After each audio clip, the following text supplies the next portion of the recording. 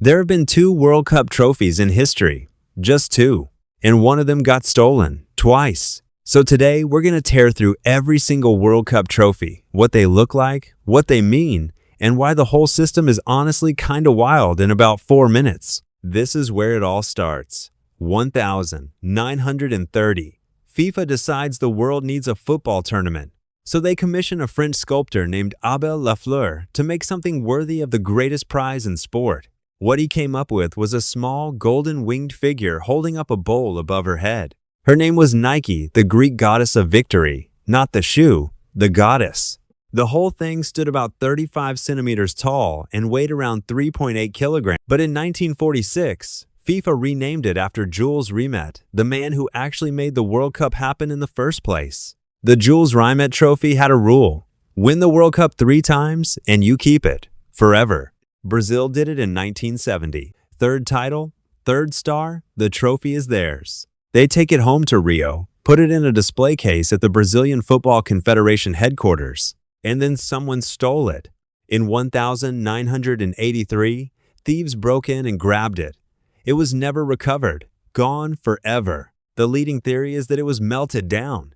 One of the most iconic sporting objects in history melted into nothing. And look, this wasn't even the first time the Jules Rimet got stolen. In 1966, before the World Cup in England, the trophy was on public display in London, and someone just walked off with it.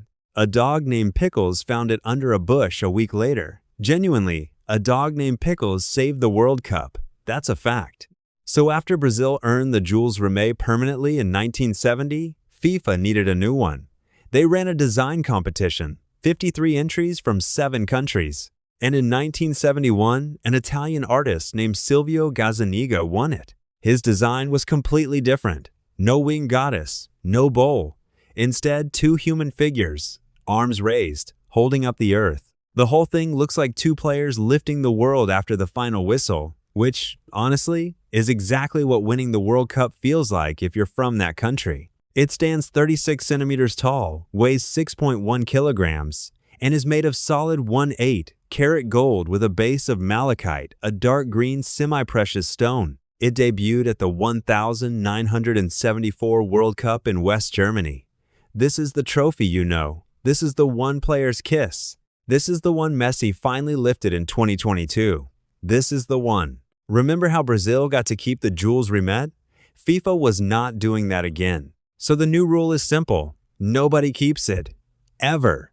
Not even if you win 10 in a row. The winners get the real trophy for one day, for the celebration, the photos, the chaos, and then they hand it back. What they actually take home is a gold-plated replica. A very good replica, but still a replica. In theory, this protects the trophy. In practice, it means every winner in history has been celebrating with a copy, while the real thing goes back into a vault. Once the base is completely full, FIFA says they'll build an entirely new base. They won't change the trophy itself, just keep adding foundation underneath it. Here's a detail most people miss. The base of the FIFA World Cup trophy has space engraved for the name of every winning nation. Once the base is completely full, FIFA says they'll build an entirely new base. They won't change the trophy itself, just keep adding foundation underneath it. The trophy stays the same. The history beneath it keeps growing. 2 trophies in history, one stolen and melted, one locked in a vault that no winner ever actually keeps.